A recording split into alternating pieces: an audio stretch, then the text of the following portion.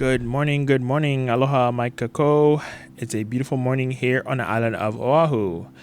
As you guys can see, we are currently out on the road traveling. We've got a excellent show lined up for you this week with a special guest. He's a shaper with a ton of experience, more than 40 years to be exact, working with his hands, shaping wooden and balsa boards. And it's a great honor to be able to meet him and sit down and talk story this morning on the North Shore. As always, if you haven't already, please like, comment, subscribe, and click the notification bell to stay up to date with all things surf, whilst helping us reach our goal of 50,000 subscribers by June. Aloha.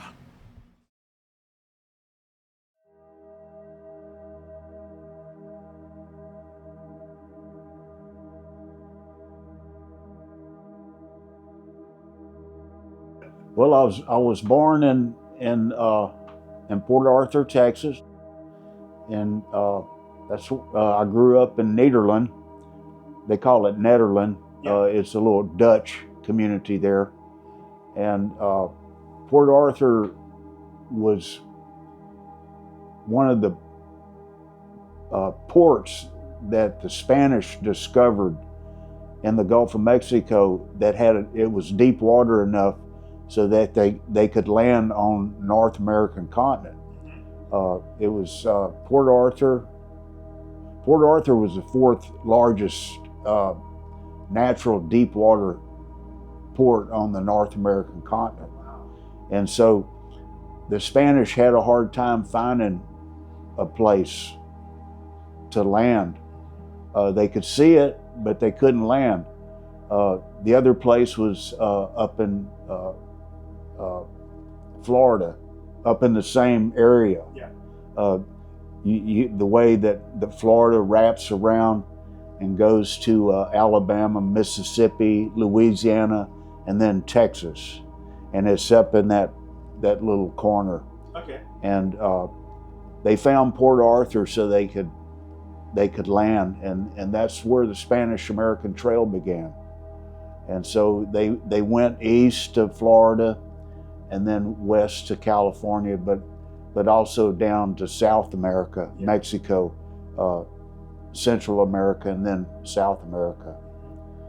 But that's where I grew up. And Duke Kahanamoku went to, he went all over promoting surfing. Yeah. And swimming, and I was a young swimmer. They couldn't keep me out of the water, and I grew up as a competitive swimmer, but also I learned. Duke went to Houston, Texas, and then went down to Galveston and introduced surfing to Galveston, Texas, and so I was real young at that time, and so. He was an Olympic swimmer, so he was my hero. Yeah. And so that's how I started surfing. I learned to surf in Galveston in 1961. One of my neighbors was teaching at a university and took me to Galveston to promote fencing. And they had this program where they had these fencing foils that were made out of plastic, and so they weren't dangerous. And they were teaching that in the elementary schools, and so they took me down there to demonstrate. And after the demonstration, my neighbor, she took me to go rent a surfboard. And there wasn't anybody on the beach at that time. It was during school and what have you. And anyway, they helped me. They carried the board down there for me, and I hopped on the board and paddled it out and caught my first wave, and I was hooked. Wow. And so that was my whole mission, was to go every time we went to the beach was to rent a surfboard. Yeah. And then go surfing. And then my other friend that I met, one of my neighbors, his dad had a beach cabin down there, And so they would take me fishing and to the beach, and me and my friend, we would rent a surfboard and we'd surf all day. Yeah. We could rent a surfboard for $5 a day, which was kind of a lot of money back then. Yeah. But we would pitch in and we would rent that board for all day, and we'd just surf all day, and then bring the board back in the evening. My dad was a great builder, wood carver, and so I grew up in an environment building cabinets and furniture, and I had a great love for building houses. I studied, drafting and architecture and engineering, that kind of stuff. And I'd always wanted to build surfboards, because surfboards were so crude back then. They were huge, they were heavy, and of course, during that time of the 60s, the evolution of the modern surfboard was evolving rather quickly. We all wanted a surfboard that was easier to handle and to surf. And so that evolved, and then eventually they started cutting down the surfboards in the later 60s. And so that's when I bought my first brand new surfboard. I was a lifeguard, and I worked part-time as a carpenter's helper, and I worked in the gas station as a gas attendant and a simple mechanic.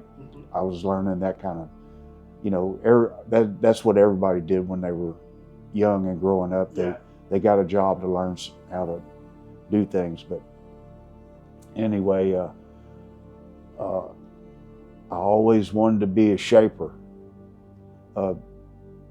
When I was growing up, they were still making Redwood and Balsa boards.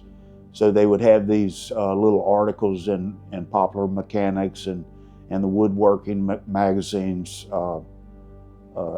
as a tutorial for building a surfboard. So I learned about that. And then I got my first surfboard. I saved up all my money, and it cost me a little over $100 way back when. And it was like I think it was it was either a 6'8" or a 6'10", which was at that time the shortest surfboard you could get. And I wasn't a big person, so I didn't need a big board. So I got the shortest board I could. And it was a Maury Pope, and it was a great board, single fin. So I surfed that board, was my first surfboard. And then later on, I got a twin fin, and then a 6'6" Surfboards Hawai'i. I bought in Beaumont, Texas, brand new. But it was built for more like Hawaii. Yeah. And so it wasn't a good board for Texas, where you have real low power, mushy waves. Yeah. Every now and then we would get a hurricane, and we'd get some more powerful waves, and that's what we all live for, for the surf, the hurricane surf. Hurricane surf, yeah. Yeah. So how'd you make it out here in Hawaii? Well, I was going to college. My dad was a Marine, and during the Vietnam War, and when I graduated from high school, and the draft was then, and so I had to register for the draft. Fortunately, I had a real high draft number, but my dad told me, he goes, "Son, I'll do anything for you, but I don't want you going to Vietnam." And I told him, I go, "Dad, don't worry, I want to go surfing." He didn't like that too much either, but he wanted me to be an engineer or architect, or he wanted me to be a college graduate. "Son, at least go to business school." Yeah. And but two of my friends, one had a draft number of 5, and the other one had a draft number of 1. So they both got drafted. And so my one friend that had the draft number 1, he joined the Navy and was stationed at Pearl Harbor. And he's the one that picked me up at the airport and brought me out here back in the mid-70s. And then my other friend, he had a draft number 5, and he joined the Army, and so they sent him to Schofield, that was the direct line to Vietnam. And we grew up hunting, and I mean, we were 8 years old, same time that when I learned to surf, we were going hunting with our shotguns. And but anyway, he got stationed at Schofield, and then he got in a little bit of trouble. They were on the rifle range one day, target practicing, and he thought that they wouldn't notice that he would flip it on automatic. And so he flipped it on automatic and let her rip. And of course the drill sergeant was on him, and they threatened to send him to Kansas, Leavenworth, and they go, we gotta find another job for this boy. He likes guns too much. And so they made him a driver for a colonel, a chauffeur. And then so one day they were at the bunkers over there outside Schofield where they do the water planning, and there was he was standing on the curb waiting on the colonel. Normally he would be in the meetings for a couple of hours. So a secretary asked him to bring him back to Wahiwa.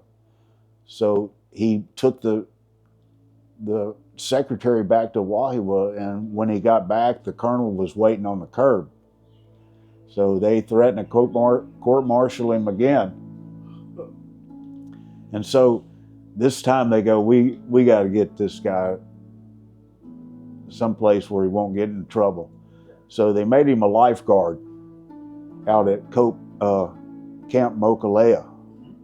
And so he did the rest of his tour at Mokuleia Army Beach. And in the meantime, I was about ready to graduate from college, and he was going to get discharged. So he goes, you got to come before I get discharged.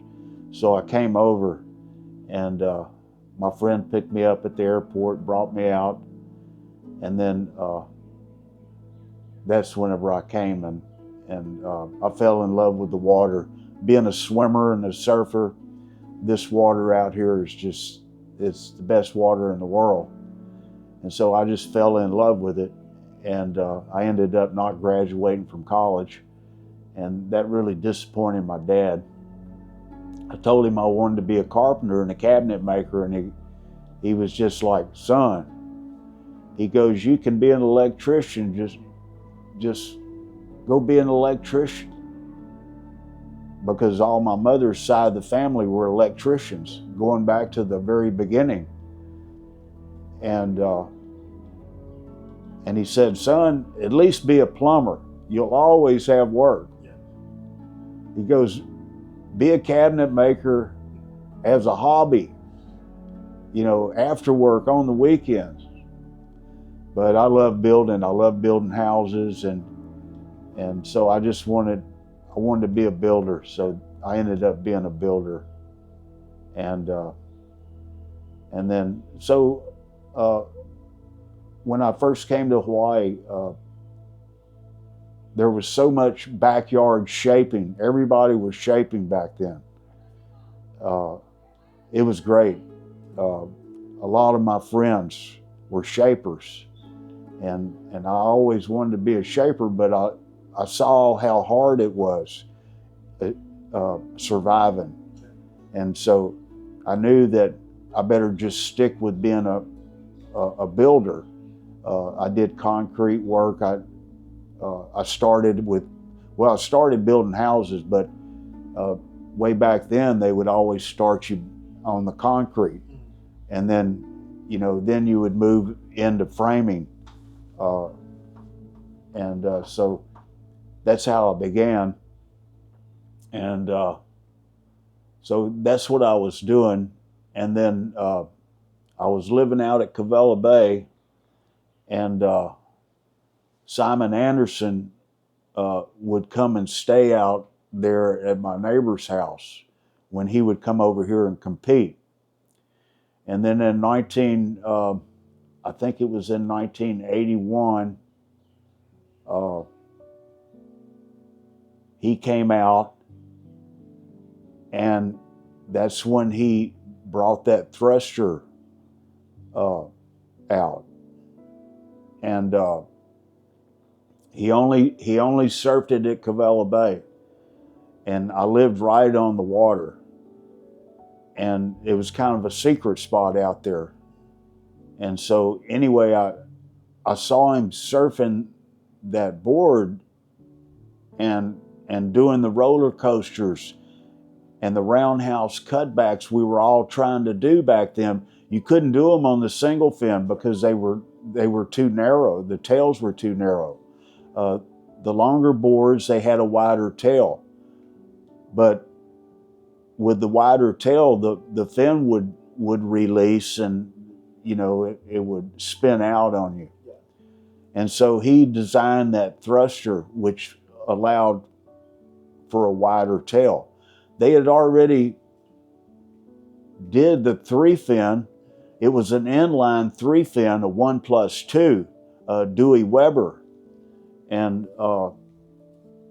but when Simon Anderson configured the triangular setup, he solved that puzzle. And he was a bigger guy, and he had a big foot, and so he needed a wider tail. And so he designed that thruster. And so I saw the thruster at Kewela Bay. He didn't even bring it down to Sunset or Pipeline. And then after that season, he took it to California and debuted it at the Surf Expo or whatever it was back then. And then he returned to Australia and surfed it in that Bells Beach and won that contest. He was the only one surfing a thruster. He was the only one that had one, and everybody else was still on single fins. But he surfed that thruster and won that contest, and it was good size, 8 or 10 foot Bells Beach. And so he had already introduced it to California, and then went back to Australia and won on that contest. And then it just changed surfing and surfboard design. Yeah. And Darrick Doerner was my good friend back then. I met him when I came over in probably '78, when he was going back to the Big Island to graduate from high school, and he left a sofa sectional at our house over there while he went back to the Big Island to graduate. And so that's how I met Darrick. And then when he came back later on, he came back and picked up his furniture. But anyway, right about that time in 81 or so, I told Darrick, I really didn't tell anyone that I wanted to be a shaper, but I told Darrick, I go, Darrick, I want to start shaping my own surfboards. And he goes, oh, don't waste your time. He goes, I'll introduce you to Dick Brewer. And I'm like, no way. He's not going to shape a surfboard for this old Southeast Texas hick. And he goes, yeah, he will. He goes, we'll order your first board. So we ordered my first board. And he introduced introduced me to Dick Brewer and also Jack Reeves. I'd met Jack Reeves when he was working at the Country Surfboard shop in Hawai'i. Mike Turkington was one of my first mentors over here, and he along with Tiger Spare started Country Surfboards. So I kind of had a little bit of insight, and I admired all the shapers back then. BK, Rick Irons, Dick Brewer. I mean, he was like the, the shaping god. And I would see him around, and I was like, oh wow, that's Dick Brewer, but anyway, so that's how I got started. And so I knew to keep my mouth shut about the shaping, because it was just such a hard field. There were so many shapers, and they were protective of the territory, and so I just kept my mouth shut. I was happy just to be a helper, and so that's what I did. I helped Dick Brewer for years and years, and I would talk to him about building balsa boards, and he would tell me about building balsa boards. And so in 1991, I believe, or maybe it was 92, Hurricane Iniki hit, and it wiped out Kauai. And Dick Brewer had just finished a house, building a little house at Princeville, and he'd only been in it for maybe a year, and then Hurricane Iniki hit and wiped out Kauai. And so there wasn't any work there. The house that he had just built, they had to repair the roof and what have you, and so there wasn't any work on Kauai. And at that time, he was a real estate broker and salesman along with his wife. And so they didn't have any work, so they got off of Kauai. They had no power over there.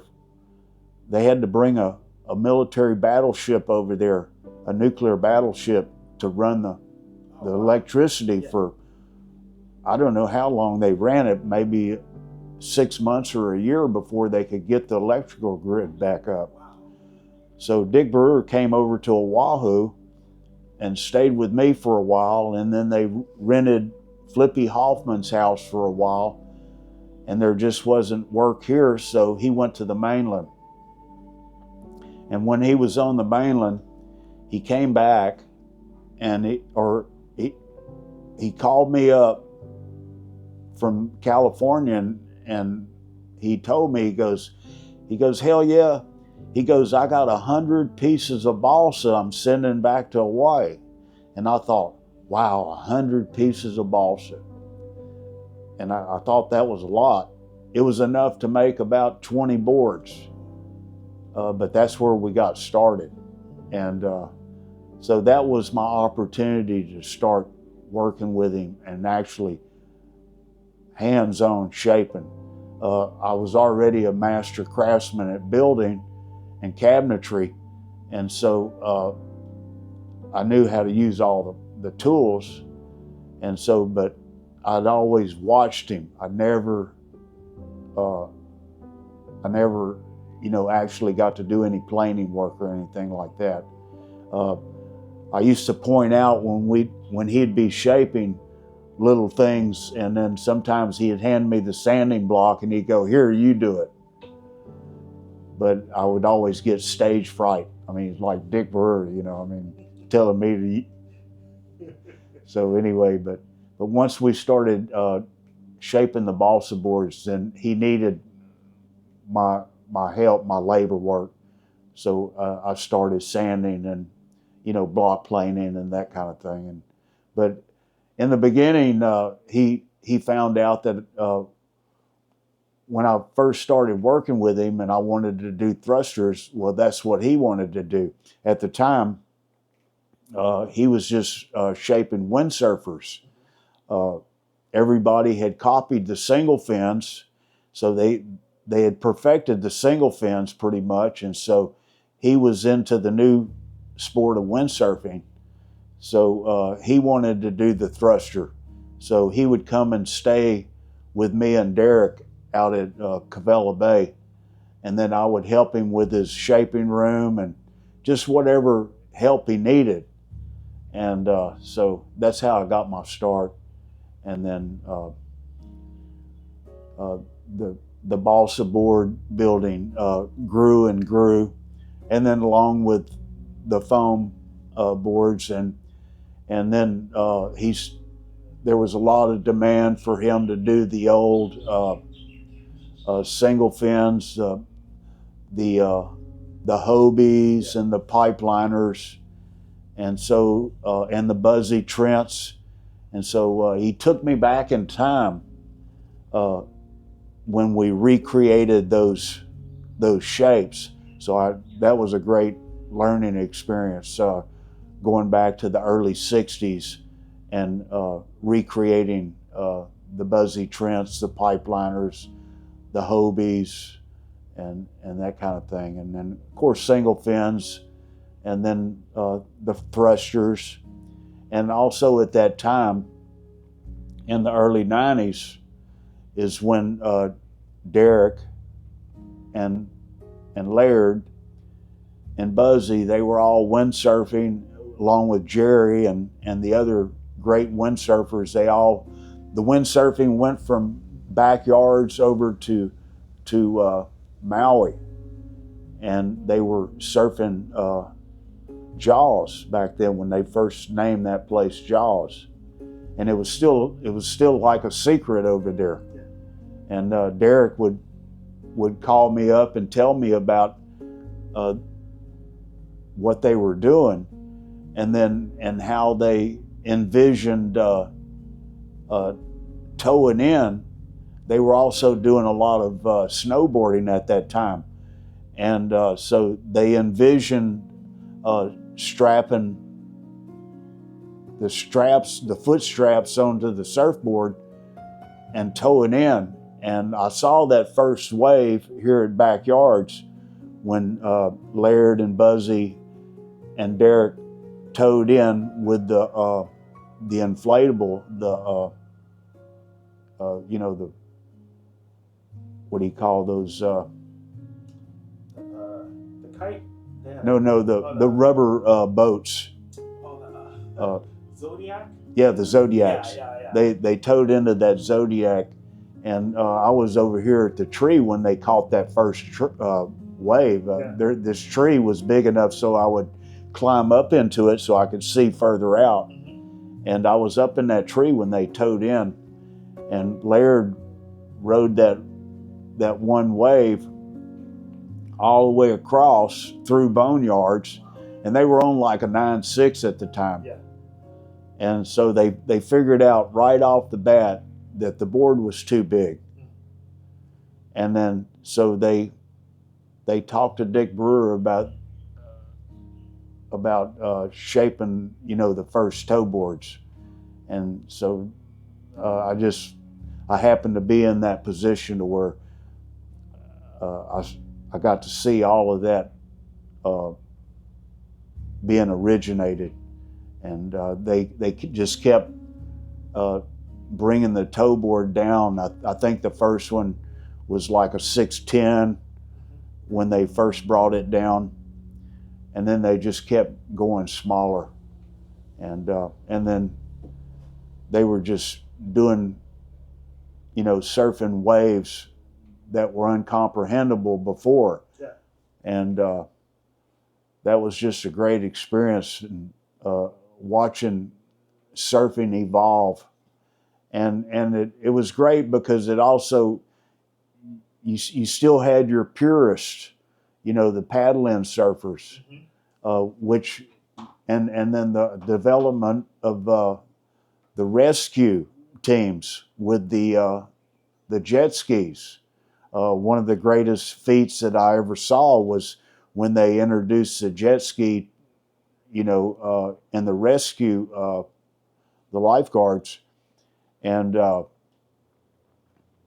there was this windsurfer that was windsurfing backyards with Robby Naish. And it was a real light wind day, and it was building. I'd gotten cleaned up, and I was at the lifeguard station, and they asked me why I didn't paddle back out, and I'm like, I don't want to die today. Yeah.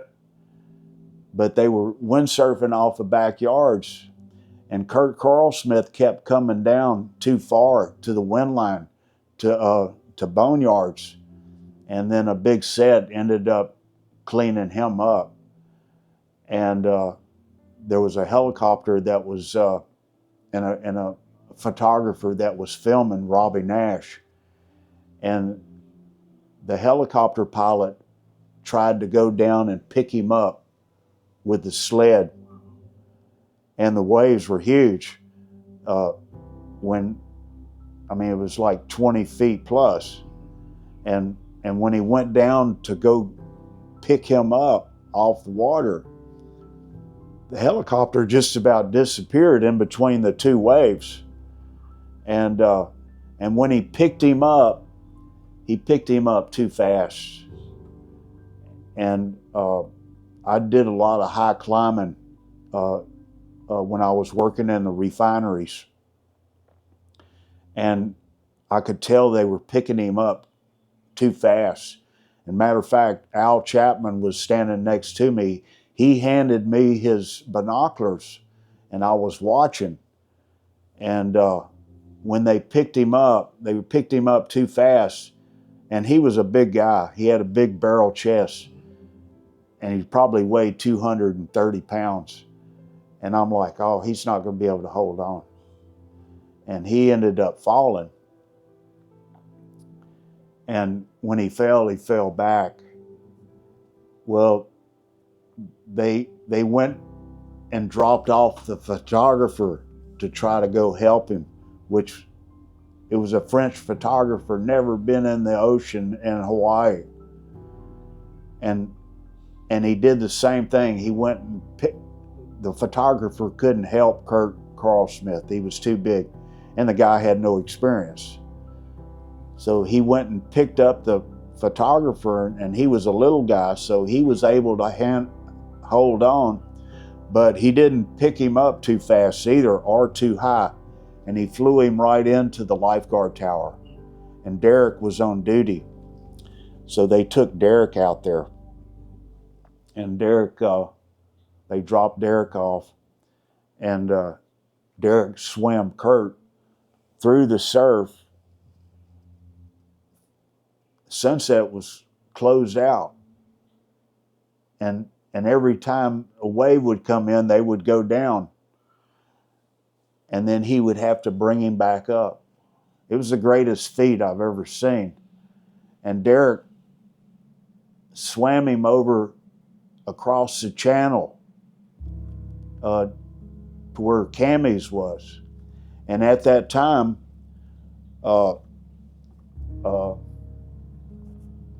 Rick Williams and Terry Ahui were on the jet ski. They called them in from Waimea Bay, and they got there just as this closeout set was coming in. It was probably 20 or 25 feet. And they were racing in front of the whitewater, got to Darrick and Kurt and picked them up just in the nick of time, with the whitewater right behind them, and they raced in right here over to this tree right here.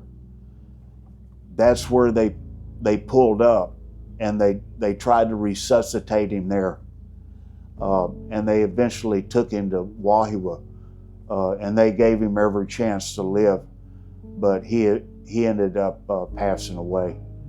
But when that happened, I was always a little skeptical of the jet ski as a rescue vehicle.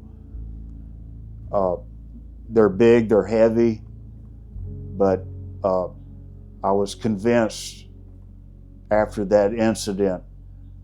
And then, of course, in tow surfing, that's what eventually evolved, was the use of the jet ski.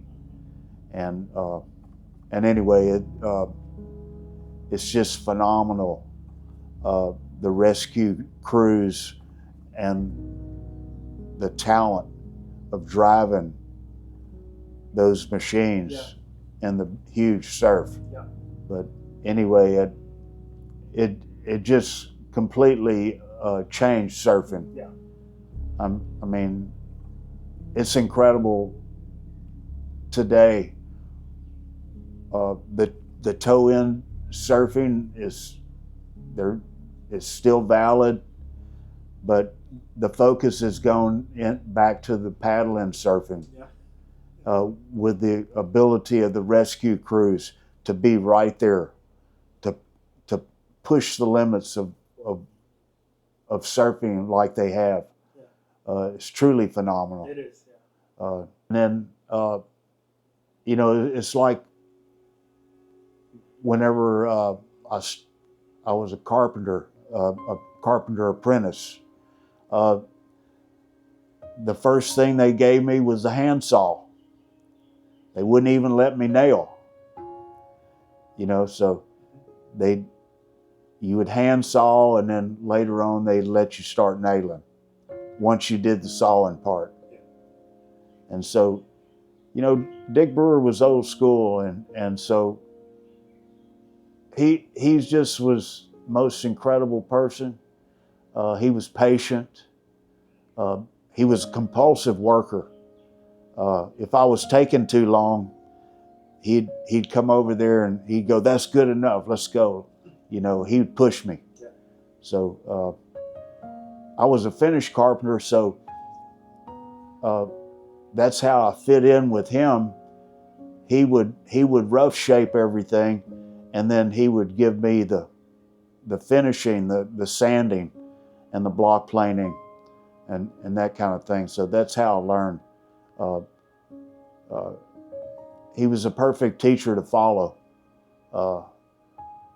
I think that in a lot of cases, they would start you out different, you know. But I did it in reverse, I would say. Finishing before the roughing.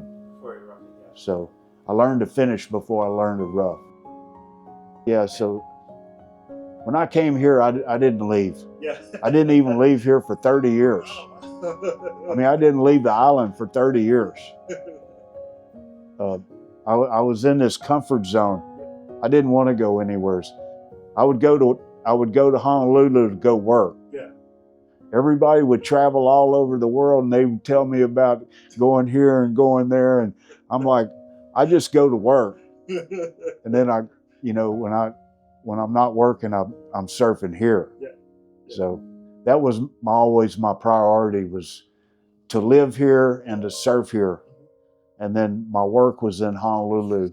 I did a lot of work, housing work for the military,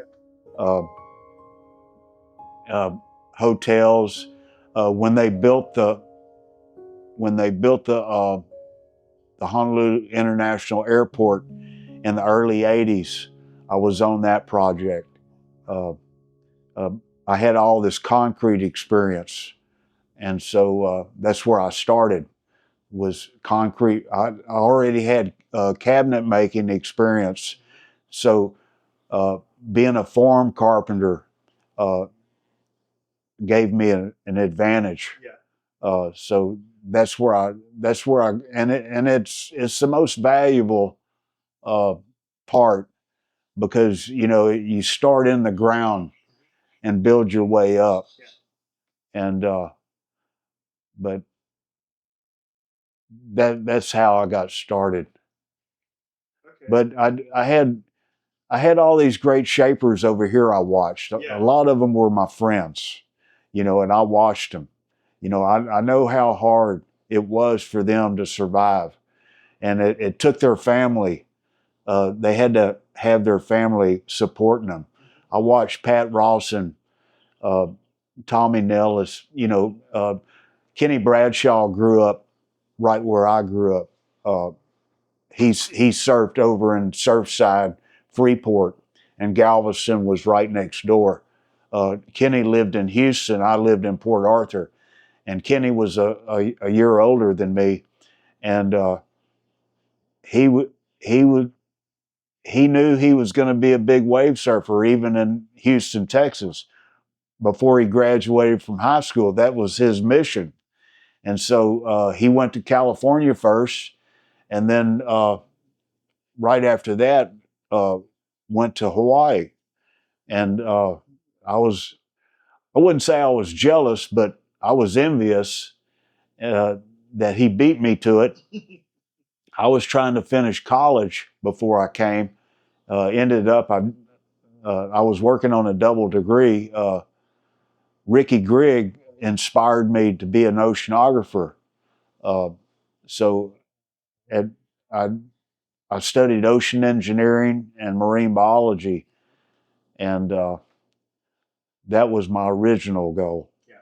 But I figured out, I'm like, I'd spend all my time doing research, and I'd be on the water, around the water, but I wouldn't be able to go surfing, And so I decided to be a builder, and then because construction kind of worked really good with going surfing, So that's how I ended up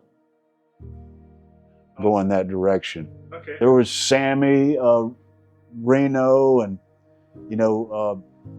Gerry before that.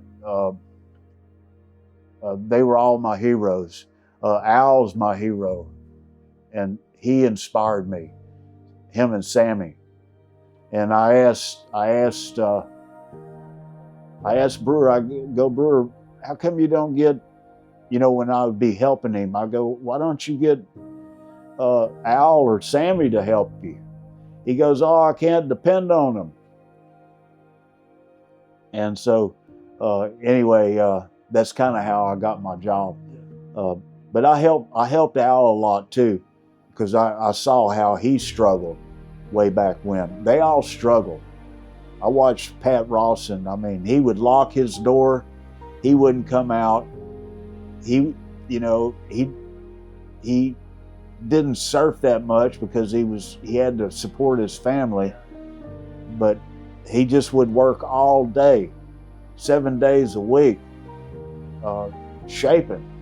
And I'm like, no way. I'm gonna go build houses, go build hotels, and then I would still have plenty of time to go surfing. It worked out great, because they would always try to get me to be a company man and do supervisory roles, which is kind of where I ended up, because technically they called me a sawman. I was a great sawman. That was my love. The table saw was my love, and every saw.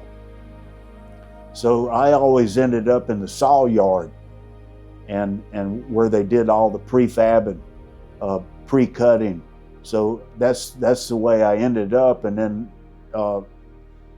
at the very beginning of the 90s, they started prefabbing walls and stairs and railings and all that stuff on the job site. So that's what I did. I would have a saw yard where all the material was, and they would give me the blueprints, and there would be different layouts for different structures, and I would saw everything, prefab everything, and then package it up and send it out to the slabs, and then the carpenter crews would fabricate it all, put it all together. And so that's kind of how I evolved in that direction. Yeah. But when we had the opportunity to do the balsa boards, I kind of the contractors, they didn't want to hear that Dick Brewer was coming in town because they knew that I was going to go. That was my love. I mean, I had an opportunity, a lifetime opportunity, and I just wasn't going to let it slip by. So when Dick Brewer would come, when he would come over, that's all we would do. We would just build balsa boards and then fill in with foam boards. Well, the best story about these boards, these boards were the last boards I did next door before I moved, and I didn't know where I was going to go exactly. Yeah. We had built a shop down at the sugar mill, but that all kind of went in limbo during the COVID. Yeah. And we locked down, and we came back here, and Dick Brewer was already starting to kind of go down, and so we spent the last couple of years next door. But these two boards were built for Dick and Sherry. Mm-hmm. This was our last project together, along with the one on the back and this one here, but I didn't finish this one. I didn't have time. But these were built for Dick Brewer and his wife to raise money for his medical. Oh, yeah. His medical bills, and that one I did for myself. But these were the last boards that he signed and that we worked on together. Yeah. He was already getting so weak that he didn't have the physical capability. And the great part about this was that I never wanted to encroach in on Dick Brewer's shaping arena. I always tried to keep myself in the background, which is what he wanted to do. But I knew, just like my dad, that at some point in his life, he was going to need my help when he would be physically not able to do the work himself. Yeah. So everything I learned about shaping from him was to help him in the end. And that was the great eclipse to the journey that we had, was that I was able to help him in the end by learning from him to produce these boards. Yeah. And so this was our last project together, and these two boards belong to Sherry Brewer, and they're going to be up for sale for her. And then at some point I'll liquidate whatever I have. I'm not getting any younger either. Yeah. And I can't surf and do the physical things that I once was able to do. Yeah. I've got some physical limitations now. So, but yeah, they're beautiful boards. They're beautiful. Wow. Yeah, I was always amazed when I was young by balsa boards, and I had that love since I was, probably 5 or 6 years old. Yeah. Just old enough before I even actually started surfing. Yeah. I was mesmerized. I remember, I think it was in 1958 when Greg Knoll rode that big wave at Makaha. Yeah. And it was on the front page of every newspaper. And it was on the news. And I was amazed, and I always wanted to be a surfer, and I always wanted to ride bigger waves. And it took it took a lifetime of training to grow up, and the learning curve for swimming and survival, and much less surfing. Yeah. And I used to tell all my friends that I used to compete with at the university where I swam, about me swimming in the big waves. And I always told them, I go, I wish y'all could see me now, swimming in this big surf, you know, because whenever I was in competitive training, that's what I was training for, was one day to you know, be in the big surf. So yeah, it's been a dream come true. I always kept my mouth shut about my dream, because I knew if I ever told Dick Brewer, he would have kicked me out of the room, you know, because everybody was always trying to learn from him. But I was satisfied with just being a helper. I didn't need to run the planer. I knew how to use the planer. I knew how to use the block plane. I knew how to do all that stuff, you know, building cabinets and furniture and stuff. But when we started building the balsa boards, that's whenever I actually started to be able to participate. And we didn't know how long it was going to go, but it went all the way to the end of his life. And so now I'm, you know, carrying it on. So. You got any advice for younger guys who might want to get into shaping? Oh, it's great. The young guys are, you know, they're just like all of us. They're doing it too, and it's great to watch the young surfers, because now that the computers has taken a lot of that work, it's like every art, you'll always have your artists and the craftsmen that will want to do it without the machines. And we use the machines, but Dick Brewer would never wait on a machine. You know, he would grab that blank and he would just go to work. Working with the machines is a great thing, but you've got to do all the prep work. You got to get the orders. You got to gather up the blanks. You have to arrange for a programmer and an operator, and then a time to run them through the machine. And I'm like Dick Brewer, I'm not going to wait on the machine.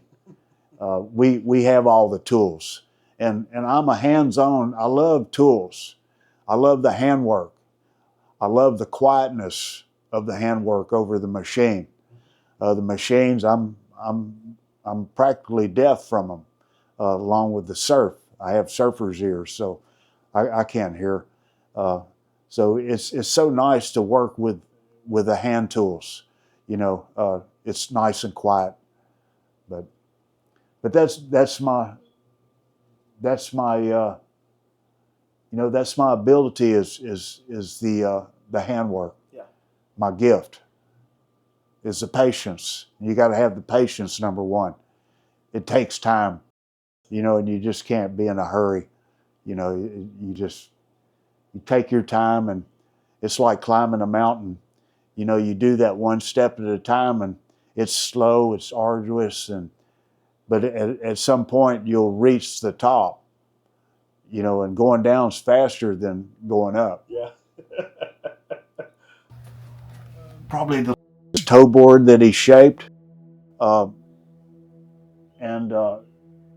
he already had dementia and was failing physically, and it was a real salvage job, but it was probably the last one, and he had shaped this for a guy, and they had a misunderstanding about the price. And so the guy thought he was going to get a shaped toe board for $500, and the blank itself, or the shape itself, was $500, and then the toe board, I mean the blank, was another, you know, $500 or $800. I don't know, but anyway, the guy backed out of it, so I ended up salvaging this board and buying it from him. So, and then this is a little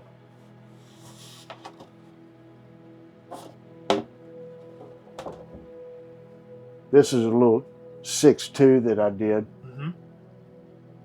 I call these mini pipeliners, but they're more like maybe an egg or I'm not sure what they would call those. Yeah, that tail days. block is gorgeous. Yeah, that's one of my signature. Yeah, yeah. Just because I'm a carpenter. Carpenter, yeah, finishing touch. Yeah, I'm real meticulous about doing the nose blocks and the tail blocks, and just pick this thing up just to see the weight. Oh wow, Uncle Jim. Yeah, that's light. Yeah, it's so light. Yeah, it's chambered. That's one of my attributes is the chambering. Yeah. So I noticed when Darrick was telling me about his, he was saying on the bigger, windier days it was better to have balsa or a wood board. Yeah. Yeah, it was better to have a. But those was that solid wood? No, they're chambered. Chambered. Yeah. Okay. Yeah. Okay. And the thing about it is when you chamber them out, you not only make them lighter, but you're putting air inside, and so you get a buoyancy force. It's an actual force, So, and this particular board here, I built this board out of all the scraps that came off the rail pieces. There's sometimes when we cut out the outlines, there's these pieces that are left over. Yeah. And then I had a few pieces in here that were reject, and so and they had all this termite damage in it. But anyway, this was built out of, and also it has low rocker. You can see it's 60s. Yeah. 60s type rocker. Wow, that's amazing. Kind of cool, huh? Yeah, it's so cool. But this is going to be a really good board too. And Jack Reeves, he goes, man, you should make this a finless board. Yeah. Because of the low rocker. Yeah. The Darrick Hine, that kind of thing. Yeah. Because I'm really into concaves. And that was another thing. Back in the 70s, I've always been into concaves. And the concave, they were being introduced like with the Bonders, and then Dick Brewer's Buzzy Trent model had a concave in the tail. Yeah. And then in 1976, when I was a bartender at the Proud Peacock, we picked up an 8.2 Dick Brewer that had a concave tail, which was real unusual. It wasn't, they didn't do very many of those back then. Yeah. But it was the fastest board. It was a single fin. And I was locked into concaves after that. And so I always asked Dick Brewer about concaves. And he didn't really like doing them because it was extra work. Yeah. He always told me, you got to keep it simple, He didn't like me to get creative. He'd always tell me, don't get creative with my boards. Yeah. That's more time. Yeah. Yeah. And it was, for him, it was about making money. Yeah, exactly. Which I should have paid attention to. I'd have more money. Isn't that cool, though? Yeah, thank you for showing us your collection. Yeah, I wanted to show you this. And there's a couple other things that I'll show you in there.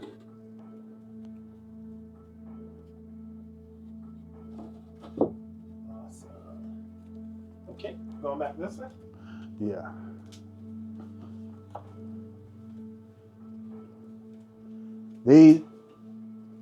These two boards and that one,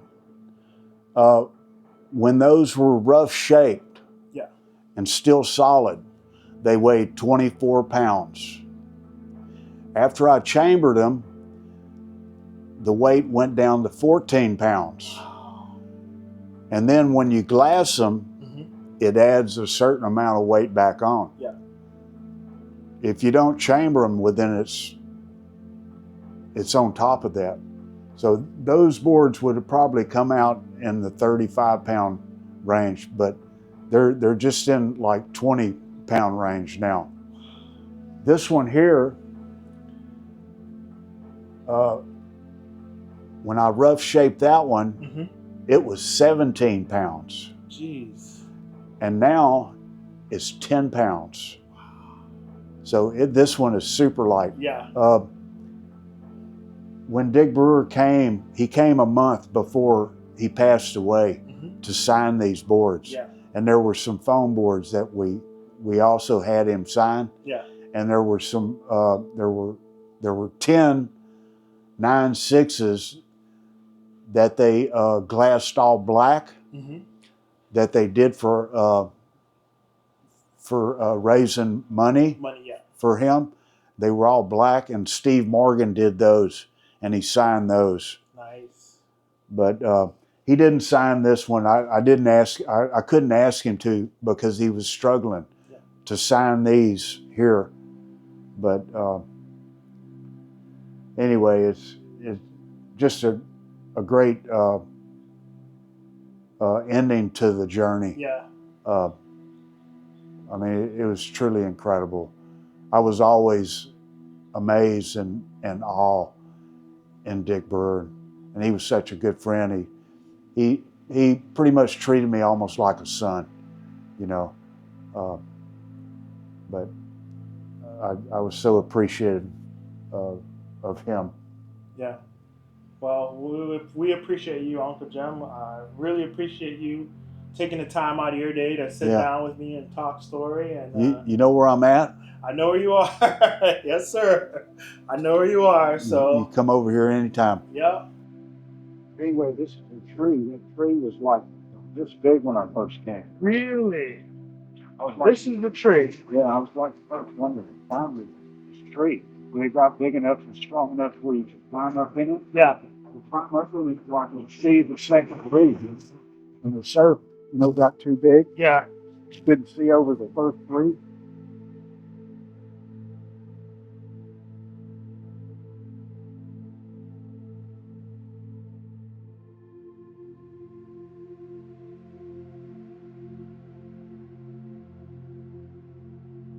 Hey guys, Ramon here. Thank you all for tuning in to today's video. Hit that subscribe button and notification bell to stay up to date with what's happening here on Oahu. If you would like to watch more videos, check out our playlist.